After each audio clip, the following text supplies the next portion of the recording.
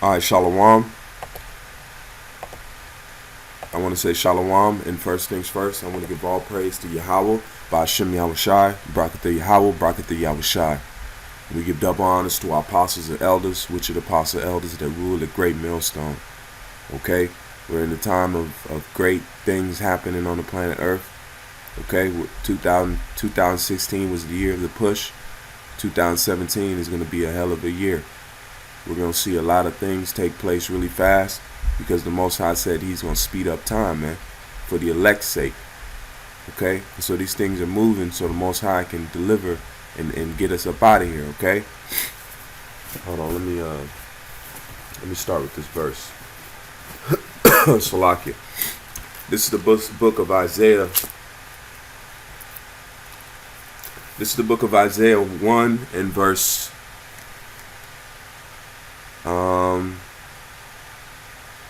let's start at verse 25.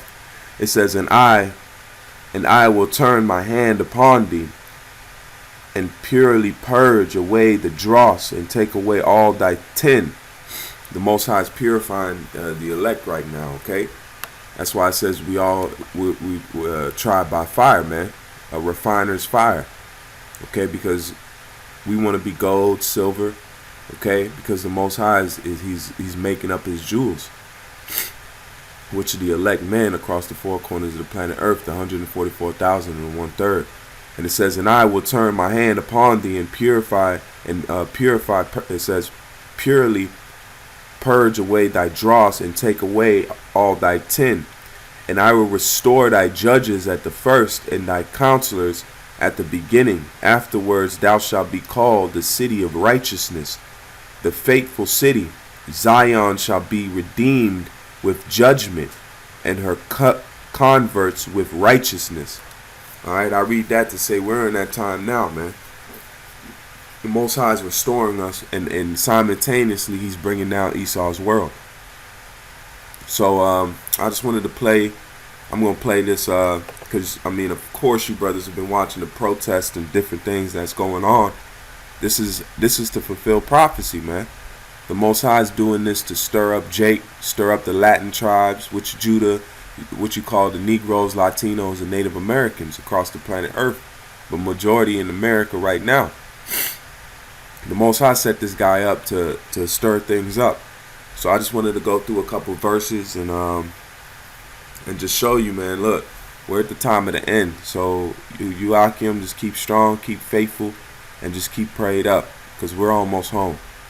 All right, I'm gonna start out with let me start out with the book of 2nd Ezra 13, and I'm gonna start at verse let me start at 28, and it says, and that he held neither sword nor any Salakia. Let me start at 29. It says, behold, the days come when the Most High will begin to deliver them that are upon the earth, and he shall come to the astonishment of them that dwell on the earth. And one shall undertake to fight against another, one city against another, one place against another, one people against another, and one realm against another. And the time shall be when these things shall come to pass, and the signs shall happen which I showed thee before, and then shall my son be declared, whom thou sawest as a man ascending. And who is that? Yes, Yahushai. Okay, that's the Son of the Most High, the only begotten Son. And what is he being declared now? Because you got what? You got the apostles and elders first and foremost, and then you got all the brothers across the planet Earth that are how you say coming under the spirit of Yahweh Shem Yahushai. And we ain't talking about Christ. We ain't talking about no other name, man. We're coming and speaking the real name of the Lord, which is Yahushai. And it says, and then I'm read 32 again. And the time shall be when these things shall come to pass, and the signs shall happen which I showed thee before. Then shall my son be declared, whom thou sawest as a man ascending. And when all the people hear his voice, every man shall in their own land leave the battle to have one against another. So let me get 36. It says, and Zion shall come and shall be showed to all men, being prepared and built, like as thou sawest a hill graven without hands. All right, so we're in the time of the Most High building, man. Okay, brick by brick. That's why it says the kingdom of heaven is within you. So the man that's being sealed, the kingdom of heaven is being built, man. But right now we have to go through a lot of some hardships to get to this kingdom. Okay, so now let me get the verses I wanted to touch on this. This is the book, and a lot of you brothers know this verse. This is the book of 2nd Ezra 15, and I'm gonna start at 15. It says, let me start at 14. Woe to the world and them that dwell therein, for the sword and their destruction draweth nigh, and one people shall stand up to fight against another, and swords in their hands. For there shall be sedition among men, and invading one another. They shall not regard their kings nor princes. And what's Donald Trump? Donald Trump is what you would call a modern day king. Okay? And you got the so-called the establishment that's set up. The people aren't regarding that no more. If you see all the protests, you got people getting shot. You got all types of things that's taking place. Cars being burnt. Okay? The sedition is happening, man. All right, let me get the word. Let me pull out this word real quick. If you look at the word sedition,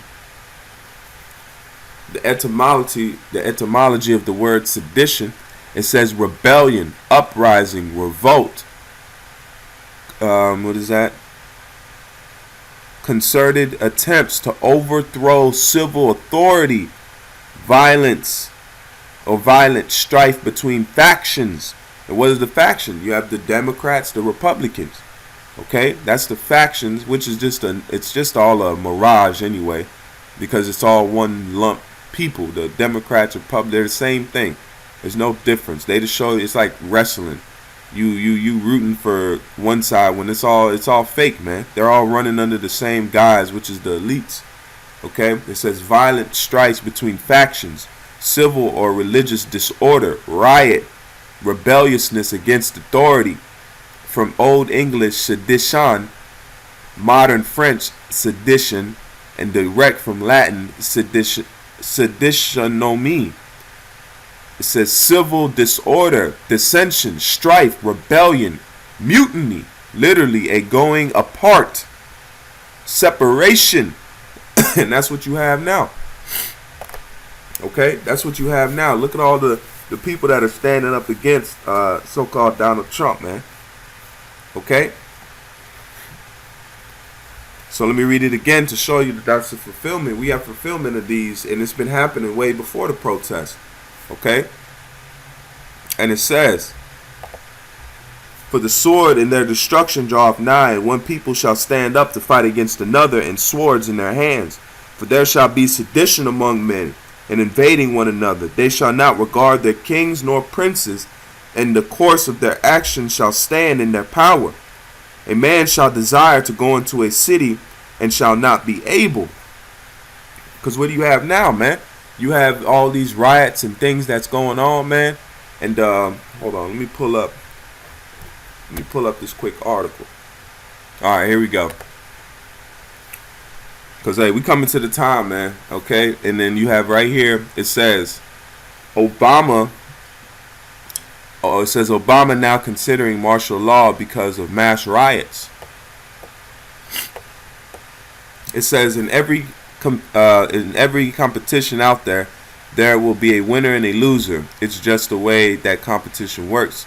Literally, everywhere you go, there is a competition going on, and there is always a winner and a loser. It says when we are children, we are always taught to be gracious losers. Yes, sometimes losing is tough. Competition hurts, but if you accept it graciously, people always praise your character. The problem with today's young generation is that they have forgotten how to lose graciously. All right. Hold on, let me get this. And it says But these protesters continue. They're one person, but these protesters continue, and there is one person that seems to be the mastermind behind it. That would be the ultra-liberal billionaire George Soros.